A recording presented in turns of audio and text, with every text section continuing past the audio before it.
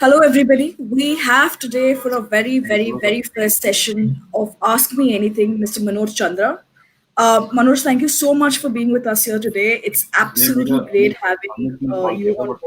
For Thank everybody you. who's hearing this for the first time, Manoj brings 30 years of experience to the table. He's worked in a CXO position with the largest consumer businesses in India, right from Bata to Godrej to McDonald's, you name it, and he's worked over there. And right now, he has his own company. In fact, two. One of them is called Insperme, and the other is the Inspired Talks. Am I right, Manoj? Is that the right Yeah, that's right. pronunciation? That's right. All right. Do you have something to say to everybody who's watching? Well, welcome and pleasure to be here. Look forward to interacting with everybody, and I hope I can help you solve some of the thoughts in your mind. So let's roll. All right, perfect. So, we're going to just start, right, dive into it because we want to keep the session nice and short. So, everybody is just reeling in with the after effects of the pandemic. It's been talked about for the last 8 months, and everybody knows how the businesses in the SME economy has been impacted. I think the question that everybody has been reeling with is the fact that how do you evaluate the focus areas of your business, which has been impacted by pandemic? So there could be several areas that have been impacted. How do you how do you understand the key areas and how do you prioritize them? That's the question I have for you. So what has happened is a very, let's say, changing event, and we've all heard about the new normal. Uh, the way I look at it, nothing has changed in the world. It's only our response and the way we live our life has really changed. Our outlook towards the world has changed, starting with fear, mistrust, and all the paraphernalia of COVID, social distancing, and the mask, which is the new skin. Yeah, So, as a business, I believe there are 4 or 5 areas which are important for every business to evaluate to understand the impact of pandemic on it. The first is of course customer. So understanding the customer and where he is and what is he thinking now, how is he behaving, how his consumption patterns have changed. yeah, His thought processes has changed. His the wallet spend mix has changed completely. So how right. does that impact you as a business is the first really serious thing to get into and evaluate, because everything else inside your business is going to be dependent on that. It doesn't matter whether you are a B2B company or a B2C company. This is the most important aspect. The second thing you need to evaluate is what is the impact of pandemic on your supply chain. Supply chain is demand and supply. There is still complete hindrance of movement of goods in the country. Input of materials is impacted. I know so many of my customers who have had to change their product mix because certain raw materials are not available. On top of that, you have the global trade situation where many Correct. imports are impacted. So, Correct. how does that impact your business? Does it necessitate change in what you are doing? Does it involve planning better? Does it involve forward integration, backward integration? So, a lot of companies are now seriously looking at local sourcing because they believe that these kind of black swan events can happen again. Correct. And the only Absolutely. thing which can save you is local sourcing. So, the government is also focusing upon that. The third thing, which is, I think, the most important thing, which has happened, is your workforce, your people, your team. So, as we have seen, many companies have gone work from home. In Yep. fact, many large corporations have shut down offices permanently. I know RPG Group has done that, and so many other companies have done that. Now, it means that there is a whole change in the the working of the organization. And how does that impact you? Your people? Because an organization, I believe, is as capable as its team. Very true. Very true. Especially true in a startup and SMB situation. So you have a handful of people and they are impacted. How you are dealing with it, how you are managing the change, are you letting go of your worries and fears to them, or you are showing them a vision and a path forward? That is what will impact how they will respond to this. Lastly, the two other things which are related, that there has been um, a crazy change in many markets. Some markets have contracted, some Correct. markets have suddenly sprung up, some Correct. have exponentially grown. What is happening with your market? Has it pivoted into new distribution models? Has it pivoted into new methodologies of consumption? For example, education, edutech, a sector which nobody really thought about for the past 10 years. I've been associated with that industry. Nobody wanted to invest in that. What do you say? Suddenly, it is the most blue-eyed sector in the market today. Right now, exactly. Everybody is talking about it. Everybody wants to be a part of it. So, digital delivery has changed a lot of things. So, as a business, it is important to evaluate and see what is the impact on the market. There will be new competitors which might have come, who typically you would not have considered your competitors. But then the customer has started consuming something else, but which fulfills the same need. So these are some of the things, some of the focus areas in which I call the business enablement pyramid for a business to evaluate where it is. And if you can put these down, do a workshop in your organization and find answers to these, it will start giving you the clear path to move forward. So let me summarize it. I think we spoke about four things broadly. There is, of course, the whole, understanding your evaluating what your customers need at this point. That's one. Understanding understanding the supply chain and demand, that's the other part. The market contraction, or whether it's grown, and understanding that. And I like one interest, and obviously the whole work from home scenario. I thought we could just start digging into each one of it. I think the most prevalent problem right now is customer retention and acquisition, because a lot of people have lost customers. A lot of people don't know how to retain the ones that they already have. And of course, when you mix digital media into the whole thing, a lot of the traditional SMEs aren't able to cope with it. So, what would you say? How do you go about it? What are the strategies that you would probably suggest for retention, engagement, acquisition, all three of them? So let's talk about,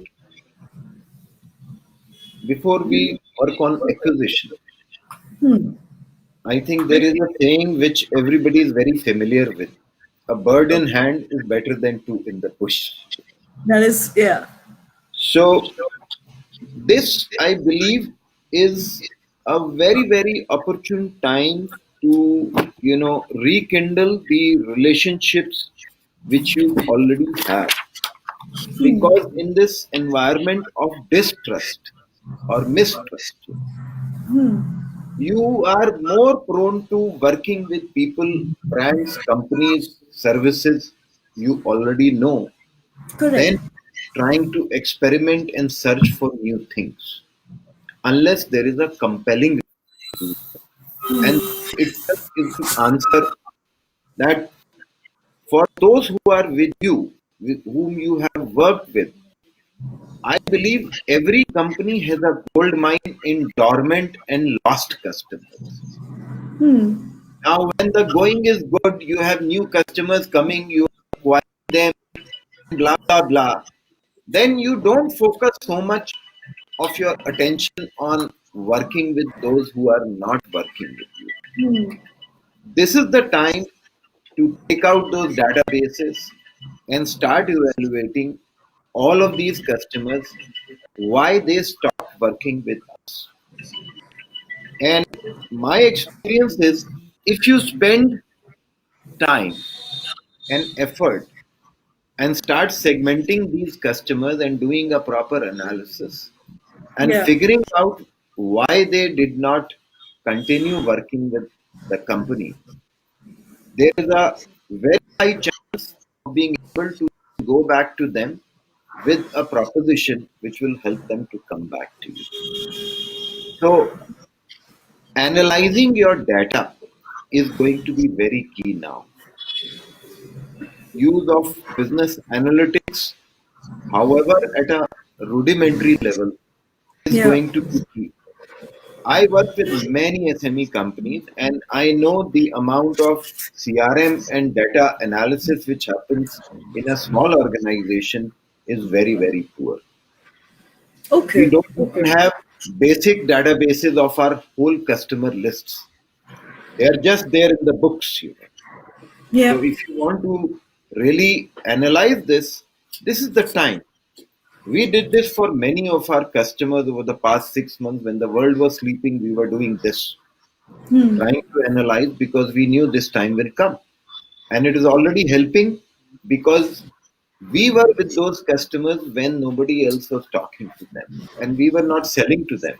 We were reaching out to offer them a helping hand. That, hey, how can I help you during this trying time? What do you need? Can I help you plan your business better? Can I offer you goods and services? Can I offer you some intelligence, knowledge, which can help you also to come back and recover? So, empathy will be a very driving factor in rekindling these old relationships and building a robust customer retention and engagement model. That's a The great more you point. try That's a to great sell, point. the more you try to sell is going to rebound back on you. But if you are adding value to somebody, if you are empathetic, and you are trying to show that you are a partner with him instead of a vendor to him, is where it's going to make a difference in this. And then, of course, I don't need to go into the whole aspect of social marketing and remarketing and those aspects which today all the tools are available to use to reach out to your customers. I still believe email is the best tool of marketing and will always remain so. It's the most successful tool of remarketing and Actually, in probably the most misused, or underused. So one of the questions that I actually got from the attendees is the fact that, for what are the tools that you'd suggest? And this is a very direct question. What are the tools that you would suggest, frugal tools, when you're building a D2C business? This is something that came up, and since we're on the topic, somebody wanted to know what are the ones that you're using with the SMEs that you're working with, and are they effective? I know we're sidelining a bit, but I feel like this might be the right time to No, of just. course. Of course. People usually ask me, so I do these workshops called no money marketing workshops, Yeah. and they are very popular. But the whole aspect of no money marketing is to uh, be smart in your marketing. No money doesn't mean you're not spending money, but you're spending and getting a better return for it. I think the critical thing is to be very clear who's your customer, who's your target segment. So you reduce the waste. And then database marketing is where you start from. So everybody has, let's say I'm starting a business. Now, who database do I have? So as an individual, as a businessman, as an entrepreneur, I have a sphere of influence which we don't realize. My family, my relatives, my friends, my alma mater, the communities I belong to, people on my social, LinkedIn, Facebook, Instagram, my community members, advocates, architects, doctors, all of them have communities around them. So if you are a real starting up startup, then this is where you focus on and use this community to start communicating and building a database and acquiring customers for yourself. If you've already built traction and you moved beyond MVP stage and you are onto the growth stage, then you already have a base of customers. Use those customers and use this fantastic audience development tools which are available on Google and Facebook and any social media system today, and develop your custom remarketing audience there. So it's very simple. You collect your data, mobile number, email, upload it into Facebook, create an audience, and you'll be surprised with, if you do the pixels and add them into your website or application, whatever you're doing, and use this group to remarket to them, reach out to them constantly wherever you are. Use a robust email marketing system to communicate to them effectively. Use things like abandoned carts, follow-on marketing systems, advertising. Today, most e-commerce platforms offer this. So the goal is to keep the customer engaged, and depending on the product and your marketing skill, you will get results within a few weeks to a couple of Oh, months. okay. You will see conversions happening. Okay. All So right. 30 to 40% traction today is based on remarketing, which I think is phenomenal. You have to get it right though. We do this with most of our customers. Okay. All right. Yeah. That's very interesting. That actually leads me to another question. Like, what do you think it is extremely vital and important for the SMEs today and all the traditional SMEs to embrace the digital and omni-channel approach for business? Do you think it's an optional thing or is it absolutely vital with like So you let's, cannot yeah, I believe, the new offline is the online. Digital is the new normal. If you look at it, what changed during the pandemic. You used to watch television, now you watch Netflix or correct, Amazon absolutely Prime. So correct. OTT, children used to go to classroom, now they are online in the class. Correct. We used to have sessions like this in a meeting room or a conference room or in a club, and now where we are. Correct. You used to go to the market to buy groceries, now you order it and it comes to your home. So the big baskets and the grocers and the milk baskets are growing. So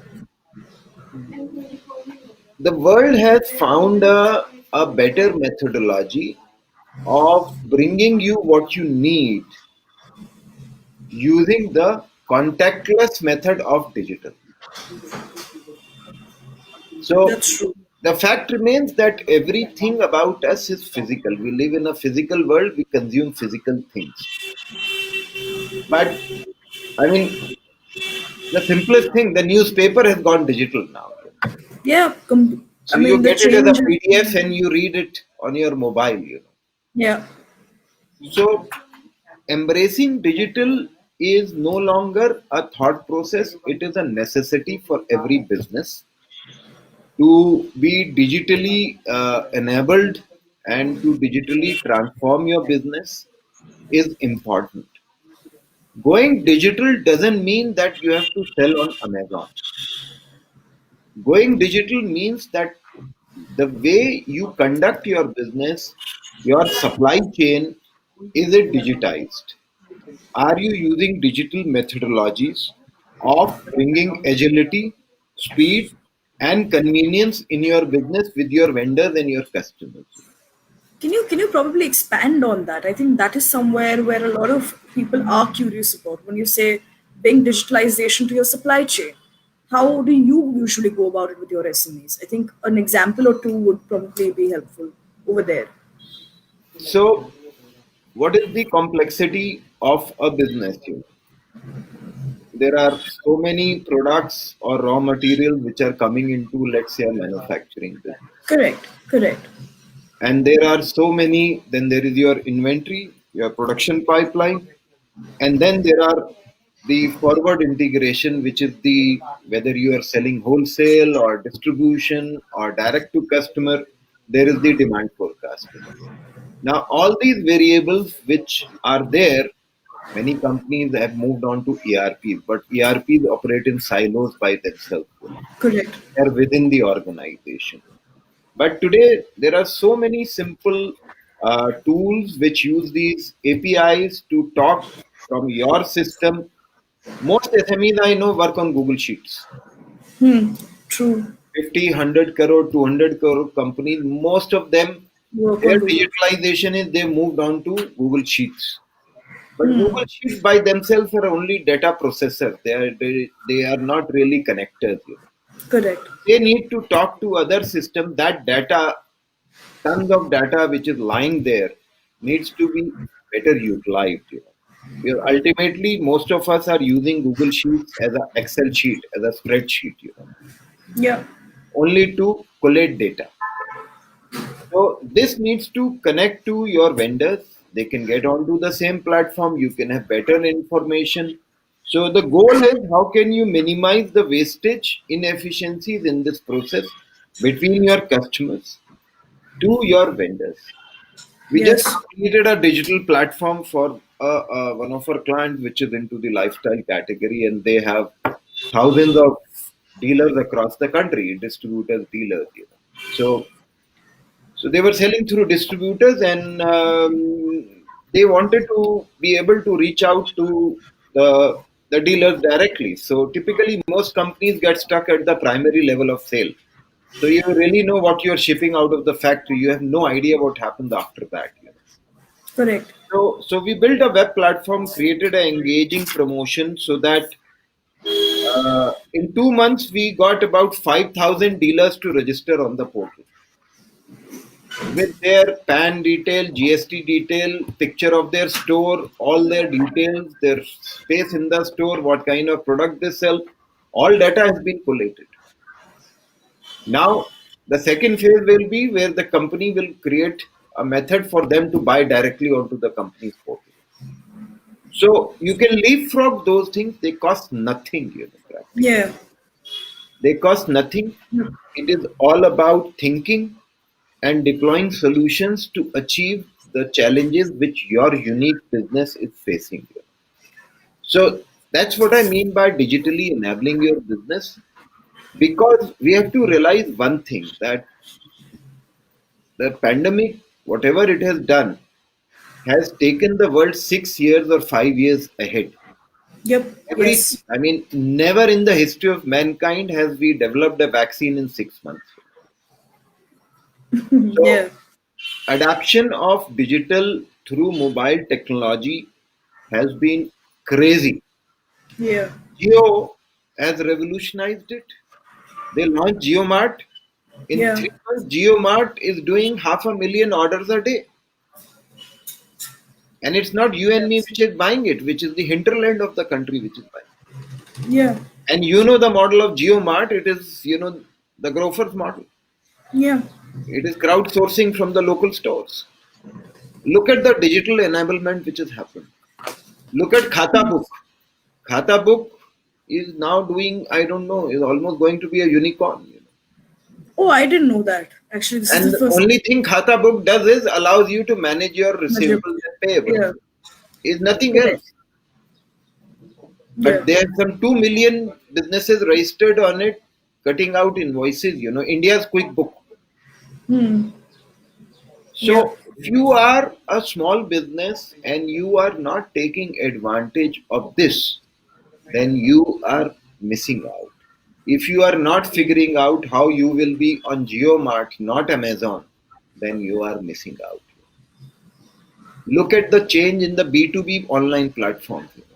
Reliance, Udan, God knows how many Yeah. B2B platforms have come up, and they are doing great business. So you need to be online. No, that's yeah, that's a lot of information to take in right now. But that's been excellent pointers that you've given me. What is one of the, like, just jumping a little forward from here and going to a slightly similar, like, topic or range. How does one, now you've said this, you've said that people need to be on this bandwagon, so how does one enable a B2C business? How does one sort of enable direct sales in a work from home scenario? How do you go about doing that? What would you recommend for that? So what makes it very interesting is that we know where the customer is. So earlier you had to figure out where the customer is shopping. Today you know where the customer is shopping in his home. You know what he's buying, what his needs are, what he's thinking. It's very easy to go across to customers. All you have to do is spend a few hours on Instagram and you will see the kind of posts and pictures people are putting in. So people are baking cakes and so kitchen Yeah. has become very important. The office at home has become important, the living room has become important. So exercise, health, nutrition, natural yoga has become very important. Casual dressing has become very important. So you have to understand and look around you and see what is changing with the consumer, whatever category of product or service you're trying to sell. And then it's very easy to be able to reach those people today, given the proliferation of tools available at your hand. They were not there when I did my startup 10 years ago. So I had to hack into, things and build a database, and launch my company. But Uh, today, when you have, 30 what crore people on Facebook in India. So it's very easy today to be able to sell. And if you see the integrations which Facebook, Instagram has done, you can actually create a shop on Instagram. In fact, research has shown that conversion of Instagram is much higher than any other methodology today, oh, okay. Okay. almost by 5%, which is a lot because Yeah. it's a visual medium. And so whether you are doing B2C, which means you are selling products and services. Uh, Another aspect here, which has become very important, is that earlier getting people to believe in you was a matter of you tom-tomming yourself. Yeah. But with the advent of social media, creating the trust score has become very easy. A brand new brand can in 1 month suddenly look like as if everybody is using it because of influencers. Yeah. Yeah. That's absolutely And true. it costs nothing. It costs Do you nothing. do you think that creating a hype or a short term hype is something that can help create a long term sustainable business? So let's say I have to launch I don't know, a t-shirt. Okay. So I will find 500 influencers in my key markets, in my t-shirt. So let's say it is aimed for 22-year-old, so I'll find 20-ish fashion, lifestyle, sports influencers, and especially micro influencers, people with less than 5,000 followers. What is why the difference? Why pick out micro influencers and not like I'll somebody explain. who's yeah. So most micro influencers want to do things they don't charge for it because they are not large. They Understood. want to be seen as an influencer. Then how do you get to be seen as an influencer? When you advertise products, and your brands don't go to them. Yeah. If you send them a T-shirt, so you'll have to spend money on 500 T-shirts, Yeah. right? T-shirt costs 200 bucks at cost price, probably 100 bucks. So you spend 5,000 rupees or what 50,000 rupees on that, and you get them to make videos with your T-shirt, and you put an embargo, and you say, okay, on 1st January at 9 p.m., everybody will post their videos at the same time on Instagram. Yep. And Now then there imagine is 500 into 5,000,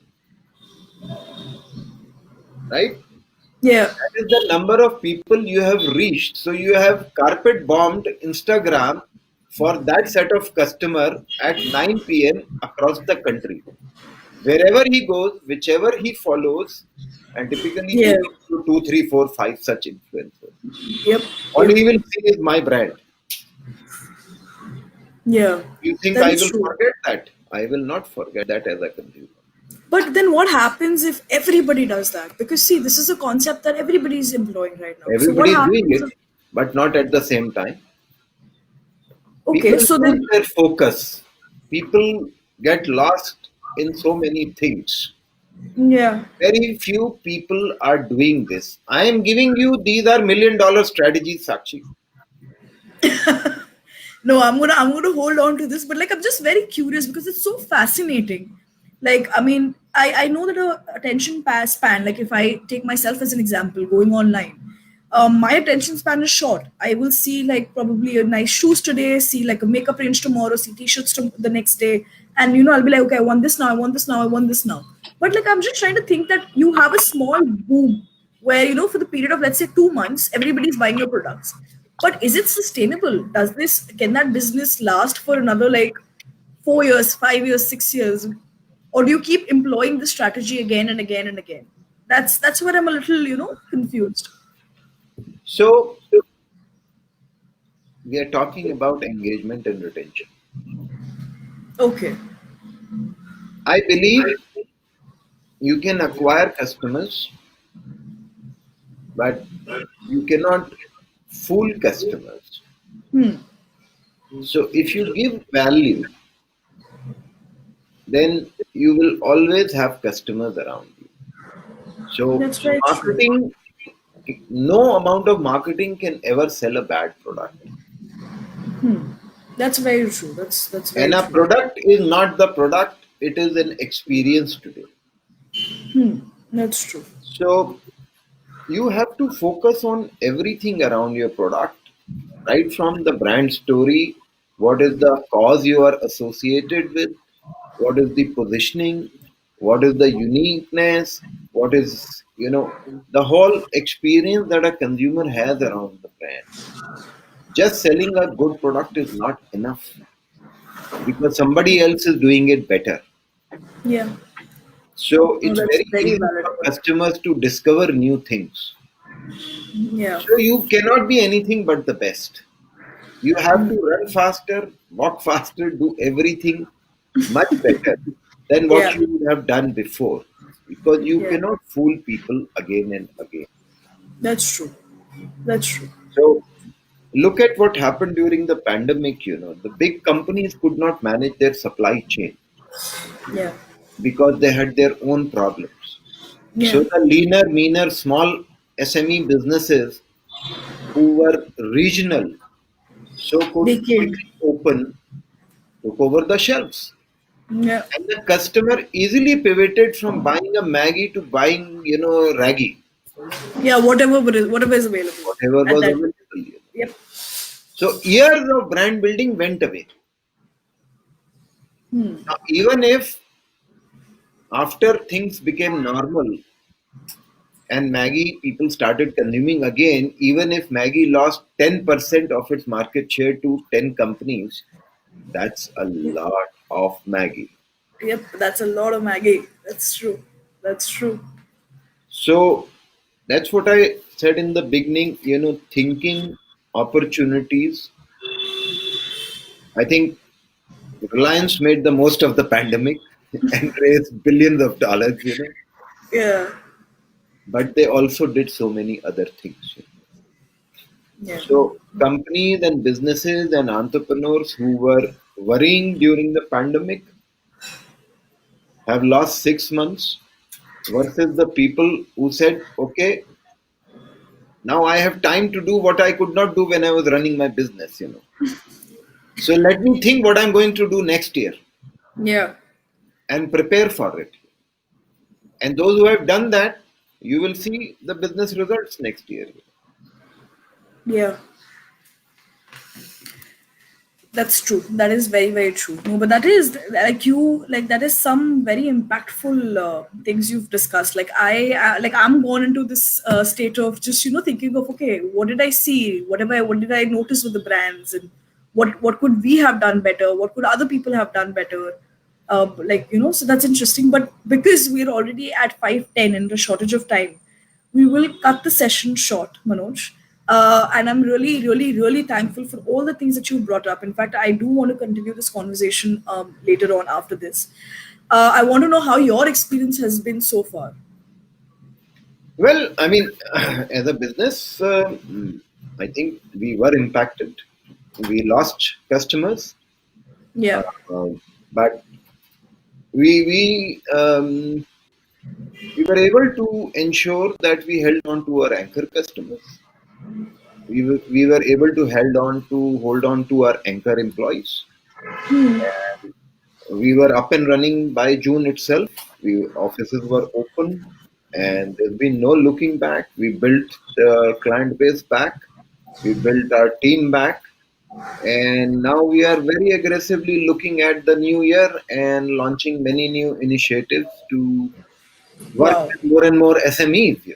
So, Wow, looking forward to those. Really looking forward to yeah, those. yeah. All right. On that note, we will end today's session. I'm going to, cajole Manoj after in the back to do one more session with us, so we can talk about a couple of topics we didn't touch upon, which was things like building a sales pipe drive, and a couple of things we discussed. Very grateful for everybody who's tuned in to watch us today. Thank you very much. Thank you again, Manoj, for the time that you've given us today. Thank you, Sakshi. Pleasure to be. All right. I'm just going to finish the live session now.